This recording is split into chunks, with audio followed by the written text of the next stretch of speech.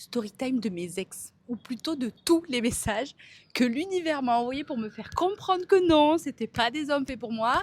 Et il y a des situations où j'aurais aimé avoir un décodeur pour comprendre plus vite. Il y en a un, le message, il est clairement passé par l'intermédiaire de mon corps. À chaque fois qu'on se voyait, j'avais mal au ventre et j'avais envie de chier, en fait. Genre, je peux pas le dire autrement.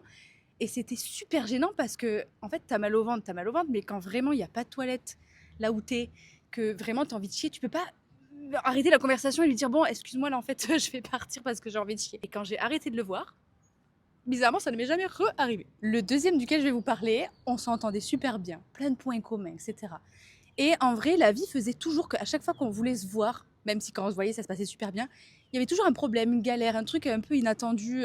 Bref, le gars, à un moment donné, est obligé de partir. Il est muté avec son travail. Donc, du coup, la relation s'arrête. En fait, on ne finit pas ce qu'on avait potentiellement pu commencer. Et un jour, le gars revient, mais genre plusieurs mois après. Et je me dis, putain, ça serait con, en fait, de pas réessayer quelque chose. Le message était on ne peut plus clair dès le début. Hein, mais il a fallu que j'attrape la chlamydia par l'intermédiaire de ce gros pour comprendre en fait que non, cette personne ne me respecte pas.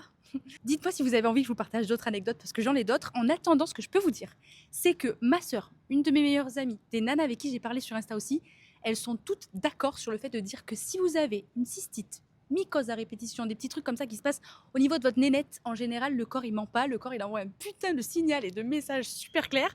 Si vous vous séparez de la personne que vous fréquentez ou avec qui vous couchez, on va dire les termes, en général, ce genre de problème disparaît. Je dis pas que c'est dans 100% des cas, je dis juste que c'est quand même très fréquent. Donc si vous avez des messages que votre corps vous a envoyés à balancer dans les commentaires pour qu'on prenne les pop-corn et qu'on lise tout ça, parce qu'à mon avis, on va se régaler, allez-y les meufs, lâchez-vous.